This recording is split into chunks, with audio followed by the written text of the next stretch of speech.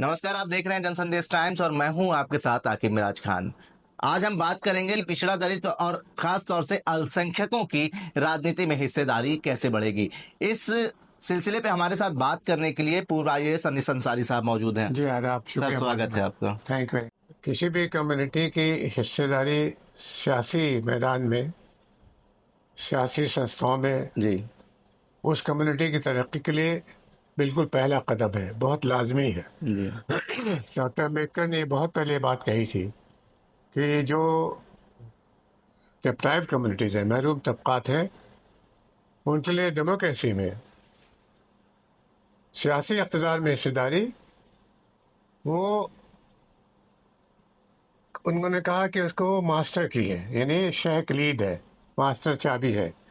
तो ये बात बिल्कुल सही है कि किसी भी कम्युनिटी की जो पिछड़ी हुई है, जी। अगर उसको आगे बढ़ना है जमहूरी निज़ाम में, जी। तो लाजमी है कि वो सियासी ऐवानों में, सियासी संस्थाओं में उसकी हिस्सेदारी बढ़े। कम से कम इतनी हिस्सेदारी हो कि जितना उसकी टोटल आबादी में उसका शेयर है, जी। उतनी हिस्सेदारी सियासी ऐवानों में भी हो। हम्म। अब मुश्किल सवाल ये है जो आपने पूछा है कि कैसे किया जाए। इस पे दो तरफ से काम करने की जरूरत है। एक तो खुद जिस कम्युनिटी को ये एहसास है, जैसे मुसलमानों में एहसास है, दलितों में एहसास है, शेड्यूल कास्ट में एहसास, ओबीसी में एहसास है, औरतों में एहसास है कि उनकी नुमाइंदगी कम है, तो इन सब को जो महरूम तबके हैं उनके ऊपर लाजिम है कि वो उसी प्रोपोर्शन में सियासी प्रोसेस में हिस्सा हिस्सा लें, यानी पार्टी की पॉलिटिक्स में घुसें। आप देखेंगे हिंदुस्तान में मुसलमान आमतौर से सरकारी आंकड़े के हिसाब से 15% करीब माने जी। जाते हैं। तो 15% 140 करोड़ में बहुत बड़ी आबादी होती है। जी। लेकिन किसी भी पॉलिटिकल पार्टी में आप जाएं तो आपको इतनी हिस्सेदारी मुसलमानों की नहीं मिलेगी। जी। इस तरह ओबीसी जिसमें हिंदू मुसलमान सब शामिल होते हैं, लगभग 56% है। नेशनल लेवल पे 54% और यूपी में 56%। लेकिन 56% ओबीसी कम्युनिटी के लोग पॉलिटिक्स में हिस्सा नहीं लेते। आमतौर से मिडिल क्लासेस में ये गलत फहमी है कि पॉलिटिक्स गंदी चीज़ है, उसमें कम पढ़े लिखे लोग हैं, उसमें बेईमान लोग हैं, उसमें शातिर दिमाग लोग हैं। ये सब किसी हद तक सही हो सकता है, लेकिन हर प्रोफेशन में कम पढ़े लिखे लोग, कम दिमाग वाले, चोरी करने वाले, हर तरीके के लोग मिल जाएंगे। इससे नहीं घबराना चाहिए। आप अच्छे हैं, ईमानदार हैं, पढ़े लिखे, तो आप घुस जाइए पॉलिटिक्स में। तो पहली अपील तो मेरी ये है कि जो पसमानदा कम्युनिटीज़ हैं उनको चाहिए कि पॉलिटिक्स में हिस्सा लें। इसका ये मतलब नहीं कि हर जगह इलेक्शन लड़ें। बहुत से लोग हैं जो इलेक्शन के लिए उनके पास रिसोर्सेज नहीं है, या उनकी नीयत नहीं है, उनका इरादा नहीं है कि हम इलेक्शन लड़ें। तो ऐसे लोग पार्टी के प्रोग्रामों में पार्टिसिपेट करें, मदद करें लोगों की। मदद कैसे की जा सकती है? इस वक्त पूरे हिंदुस्तान में एक अंदाजे के मुताबिक लगभग 3 करोड़ मुसलमान और 4 करोड़ शेड्यूल कास्ट वोटर के नाम वोटर लिस्ट में शामिल नहीं है। जी। तो आप अगर पॉलिटिक्स में हैं तो कैंप लगवा के उन लोगों के वोटर्स के लिस्ट को ठीक कराइए। जिनके नाम की स्पेलिंग गलत होगी उनके नाम ठीक कराइए, ताकि वोट वाले दिन उनके साथ कोई गड़बड़ न हो। तो पॉलिटिक्स में रहना शर्त अव्वल है। अगर आप चाहते हैं कि आपके साथ पॉलिसियाँ सही बने, हुकूमतें सही तरीके से आपके साथ बर्ताव करें, तो पसमानदा कम्युनिटीज़ को पॉलिटिक्स में अपनी आबादी के तनासुब में हिस्सेदारी सुनिश्चित करना चाहिए। ये नंबर 1। दूसरी बात, अब आए पसमानदा मुसलमानों की बात।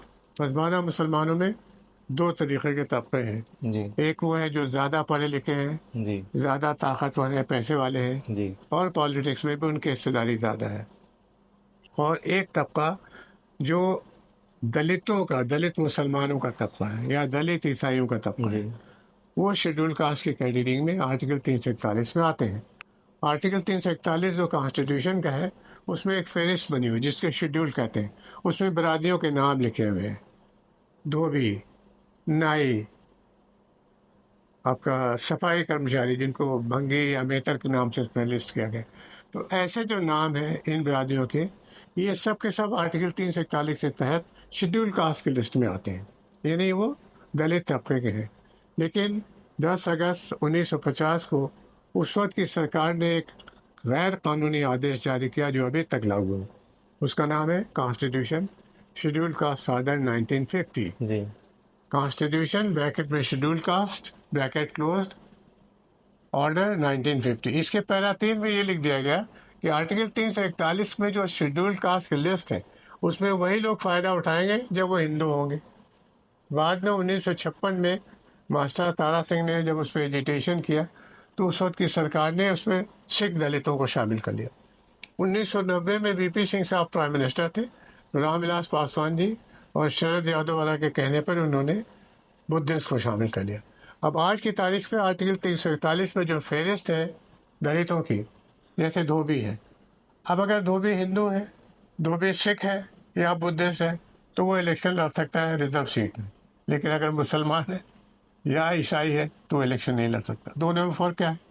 खाली मज़हब का फ़र्क है। धोबी तो कपड़े धोता है, सबकी गंदगी साफ करता है, चाहे वो हिंदू हो, चाहे मुसलमान हो, चाहे बुद्धिस्ट हो, सिख। और कॉन्स्टिट्यूशन कहीं नहीं कह रहा कि हिंदू होना लाजमी है, मगर ये कानून अभी तक चला आ रहा है। इसको बहुत सिंपल मेजॉरिटी से गवर्नमेंट जब चाहे हटा सकती, लेकिन गवर्नमेंट ने अभी तक इस पर गौर नहीं किया है। इसको हटाने के लिए बहुत से लोगों ने कोशिश की है। माने आपके यादव जी जो है यूपी के जो चीफ मिनिस्टर थे, मुलायम सिंह यादव जी ने 2006 में असेंबली में रेजोल्यूशन कराया था कि ये भेदभाव रिलीजन के बुनियाद पे गलत है और इसमें दलित और ईसाई मुसलमानों के उन तबकों को शामिल करना चाहिए जो हिंदुओं में भी है, कॉमन है। उसके अलावा लालू प्रसाद यादव जी ने बहुत पहले बिहार असेंबली से ऐसा रेजोल्यूशन किया था जी। राजशेखर रेड्डी साहब जब चीफ मिनिस्टर थे अनडिवाइडेड आंध्र प्रदेश के, उनकी असेंबली ने रेजोल्यूशन किया था।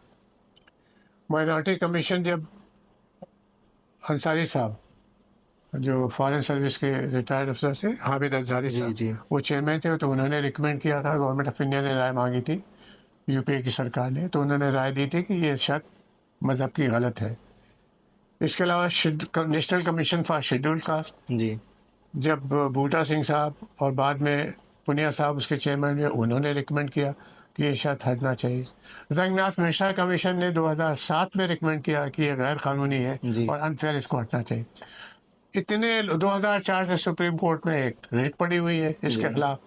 सुप्रीम कोर्ट बराबर टाइम देता रहता है, गवर्नमेंट ऑफ इंडिया बराबर टाइम मांगती रहती है। जब सुप्रीम कोर्ट नोटिस देता है तो एक कमीशन बना देते हैं। अब एक कमीशन उन्होंने बना के दे दिया कि 24 तक रिपोर्ट करेगा उसको जी। तो किसी न किसी तरीके से हिंदुस्तानी राज्य एक बड़ी जाति को जो मुसलमान और ईसाई दलितों के साथ 1950 से चली आ रही है उस तरफ से आंख फेर लेता है। जानते हैं लेकिन उसको हटाना नहीं चाहते। ग्राउंड क्या लिया जाता है? ये सब बहुत थोड़े से हैं। ये सही है कि Muslim schedule caste total Muslim population का 3% से ज़्यादा नहीं, मगर थोड़े से क्या होता है, अगर एक आदमी ने मर्डर नहीं किया और आप उसको फंसा दें मर्डर में तो वो तो खैर मतलब नाइंसाफ़ी कही जाएगी। तो यहाँ तो लाखों आदमी इन्वॉल्व हैं, उनके साथ नाइंसाफ़ी हो रही है। फिर कभी कभी ये कहा जाता है सब हिंदू शेड्यूल कास्ट इसकी मुखालफत करेंगे। क्यों मुखालफत करेंगे? मायावती जी जो 2007 में भी और आज भी हिंदुस्तान के दलितों के सबसे बड़ी लीडर समझी जाती, उन्होंने डॉक्टर मनमोहन सिंह को प्राइम मिनिस्टर के हैसियत से खत लिखा था, 2 खत लिखे थे और डिमांड किया था कि क्योंकि आज़ाद हिंदुस्तान में कॉन्स्टिट्यूशन आने के बाद किसी भी को मज़हब की बुनियाद पर रिजर्वेशन नहीं दिया जा सकता, इसलिए मज़हब की बुनियाद पर रिजर्वेशन को वापस भी नहीं लेना चाहिए। तो उन्होंने कहा कि इससे शेड्यूल कास्ट का भी, हिंदू शेड्यूल कास्ट का राइट ऑफ कन्वर्जन इफेक्ट हो रहा है कि अगर Hindu schedule caste, Buddhist schedule caste और सिख शेड्यूल कास्ट अगर इस्लाम में या ईसाई में जाना, ईसाई मज़हब को कबूल करना चाहे तो वो नहीं कर सकते, क्योंकि जिस दिन वो ईसाई या इस्लाम के मज़हब में जाएंगे उसी दिन उनके शेड्यूल कास्ट के बेनिफिट ख़त्म हो जाएंगे, रिजर्वेशन के बेनिफिट ख़त्म हो जाएंगे। तो मेरी अपील ये है कि जितने भी संगठन समाजी इंसाफ के बारे में काम कर रहे हैं, जितनी भी पॉलिटिकल पार्टीज समाजी इंसाफ की बात कर रही हैं, उनको चाहिए कि सबसे पहले आर्टिकल 341 पे जो para 3 schedule constitution schedule caste order 1950 की शर्त है उसको हटाने के लिए काम करें। ये सबसे बड़ा एजेंडा होना चाहिए। जिस दिन ऐसा होगा उसके फ़ायदे आप देखें। 104 सीटें पार्लियामेंट की हैं जो रिजर्व होती हैं शेड्यूल कास्ट को, 23%। जब मुसलमान और ईसाई दलित शामिल होंगे तो ईसाई दलितों का परसेंटेज 23 से बढ़ के 26 के करीब या 22 के करीब हो जाएगा, तो उनका रिजर्वेशन भी बढ़ जाएगा। क्योंकि पूना पैक्ट में 1930 में कहा गया था कि रिजर्वेशन कमेंसरेट टू पॉपुलेशन, यानी शेड्यूल कास्ट की जितनी आबादी होगी उसी के शेयर में पार्लियामेंट फोरम में और नौकरियों में रिजर्वेशन मिलेगा। जी। तो अगर ये शर्त हट जाए तो 104 सीट नहीं मिल जाएंगी पार्लियामेंट की, और असेंबलियों में इसकी कम से कम 5 गुना, जहां पर मुस्लिम दलित और ईसाई दलित मुकाबला कर सकेंगे, उसमें बहुत सी सीटों में जीतेंगे। जी। इसमें सच्चर कमेटी की रिपोर्ट पढ़ने लायक है। सच्चर कमेटी ने ये रिकमेंड किया कि 36 सीटें हिंदुस्तान में पार्लियामेंट की ऐसी हैं, लोकसभा की, जी। जो उन जगहों पर रिजर्व कर दी है जहां पर मुसलमानों की आबादी या तो सब्सटेंशियल है और या मेजॉरिटी में है।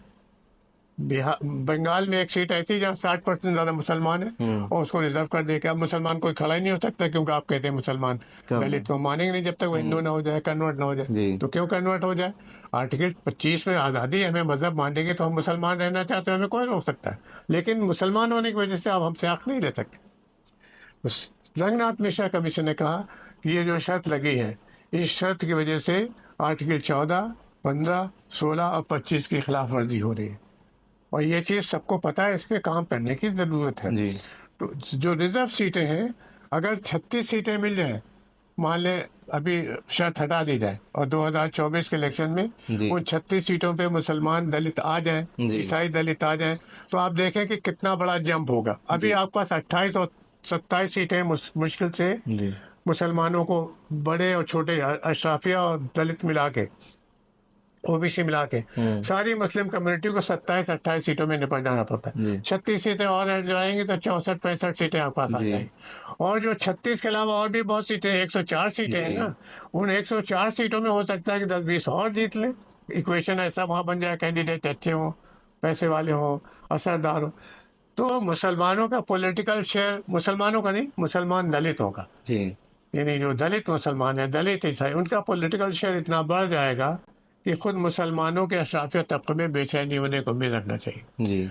जो बड़े तबके के लोग हैं, अशराफिया तबके के लोग, उनको शायद ये डर हो कि अभी तो ये बोरिया नशीन लोग हैं, ये लोग हमारे बगल में बैठेंगे। जी। मगर जमहूरी निज़ाम जो कॉन्स्टिट्यूशन सेकुलर है, उसमें यही प्रोविजन है कि चाहे बोरिया नशीन हो, अगर उसको जनता चुन रही है तो वो इलेक्ट होगा, वो हुकूमत करेगा। ये तो आप देख रहे हैं, मोदी जी बताते हैं चाय बेचा करते थे, अब चाय बेचने वाला आदमी अगर प्राइम मिनिस्टर हो गया 2 टर्म, तो ये जमहूरियत की बरकत है। इसलिए ज़रूरी है कि जमहूरी निज़ाम को मजबूत किया जाए। ये जो काला दाग लगा है हिंदुस्तान के कॉन्स्टिट्यूशन में लगा दिया गया है, रिजर्वेशन करके, रिजर्वेशन को रोक के इसको ख़त्म होना चाहिए।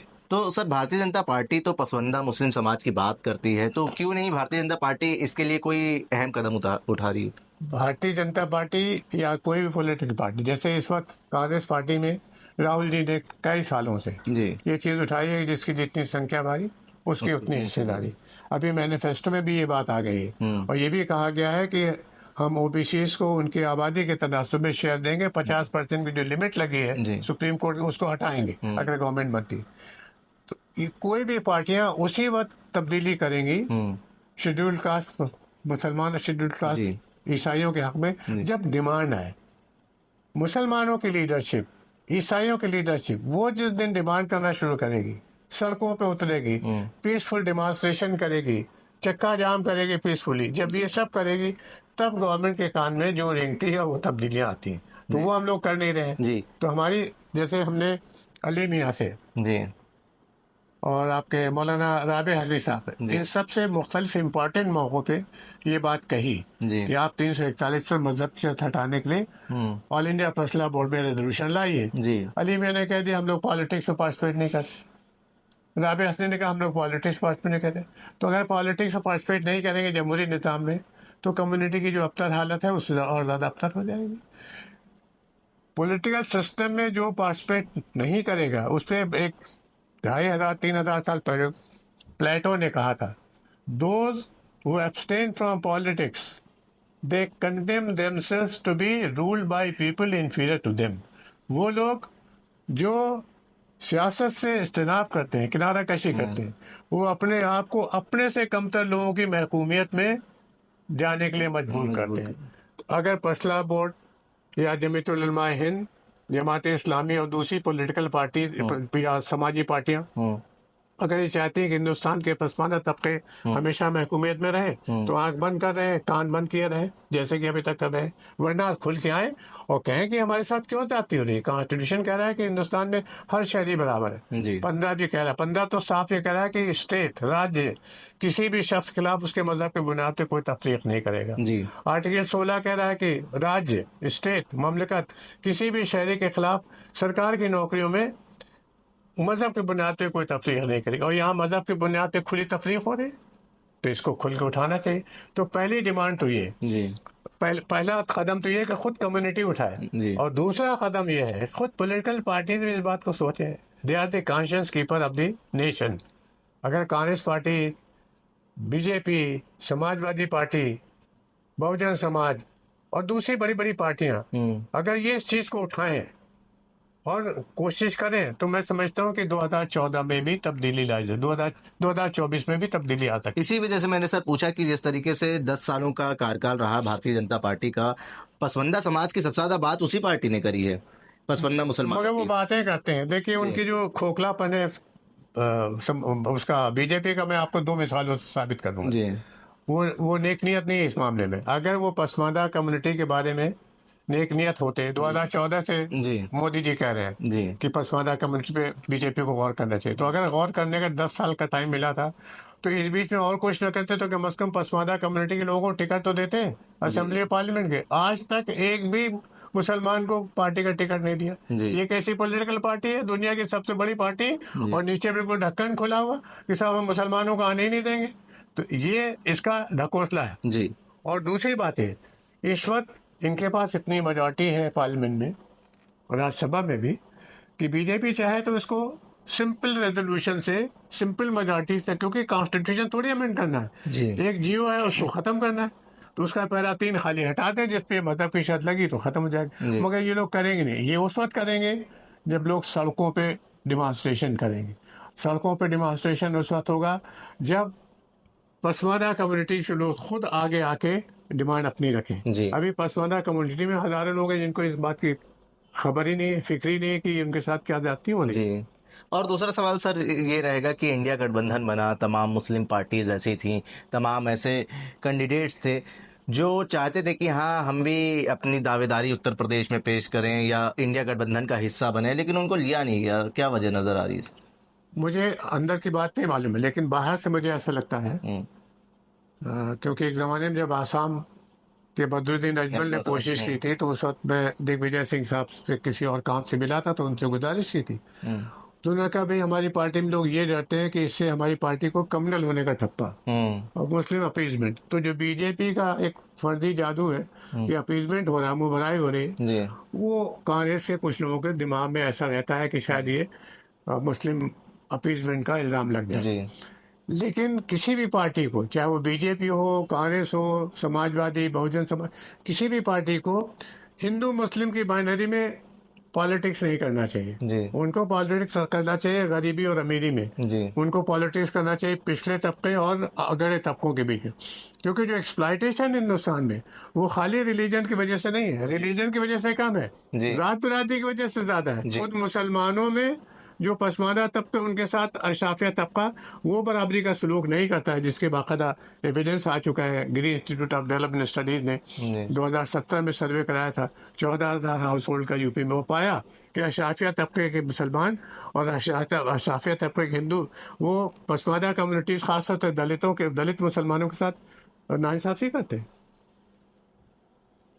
तो मेरा सवाल यही रहेगा सर, क्यों नहीं इस बार इंडिया गठबंधन में मुस्लिम पार्टीज को शामिल करा गया? आपने ये तो बता दिया दिग्विजय सिंह की क्या सोच थी, लेकिन असदुद्दीन ओवैसी उत्तर प्रदेश में चुनाव लड़ना चाहते थे, इंडिया गठबंधन में शामिल होना चाहते थे, उन्होंने भी बातचीत करी लेकिन कुछ नतीजा नहीं निकला। देखिए इसमें थोड़ी गलती तो असदुद्दीन ओवैसी साहब की पार्टी की भी है। जी उनकी पार्टी बुनियादी तौर पर मुस्लिम डोमिनेटेड पार्टी है जी जिसमें कोई नुकसान नहीं।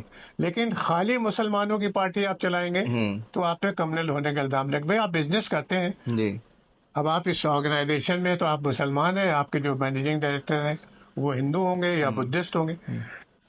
कारोबार अपना सब लोग मिलजुल के करते हैं बिना मजहब को शर्त देके हुए। जी अपना प्रोफेशन सब लोग, वकील जब जाते हैं तो ये थोड़ी देखते हैं कि जज जब हमारी कम्युनिटी को हो तभी हम वकालत करेंगे, जी या वकील हमारी कम्युनिटी को हो तभी हम पैरवी करेंगे। डॉक्टर जब इलाज करता है ये नहीं देखता कि मरीज आया तो किस मजहब का है, चाहे हिंदू या मुसलमान डॉक्टर हो, और चाहे हिंदू या मुसलमान मरीज हो, उसको इलाज ठीक से करता है नेक्स्ट जी डे। तो ऐसे ही पॉलिटिक्स करना चाहिए। जी तो एक तो MIM पीस पार्टी और दूसरी पार्टियों को ये सबक हासिल करने की जरूरत है कि वो अपनी ऑर्गेनाइजेशन में हिंदुओं को कसीर तादाद में, कम से कम एक तिहाई, एक चौथाई हिंदू और सिख और बुद्धिस्ट वाला तो शामिल करें, ईसाई शामिल करें, नंबर 1। दूसरे, इन पार्टियों को भी चाहिए जो हमारी नेशनल पार्टीज है, चाहे वो कांग्रेस हो, आपकी ये, समाजवादी, बहुजन, जी बीजेपी खास तौर से, इनको चाहिए कि रिलीजन की धुरी को, जी ये हिंदू मुस्लिम की धुरी को एक किनारे रखें, जी और जो पॉलिटिकल पार्टी आपके हम ख्याल है उसको साथ में लेके चलें।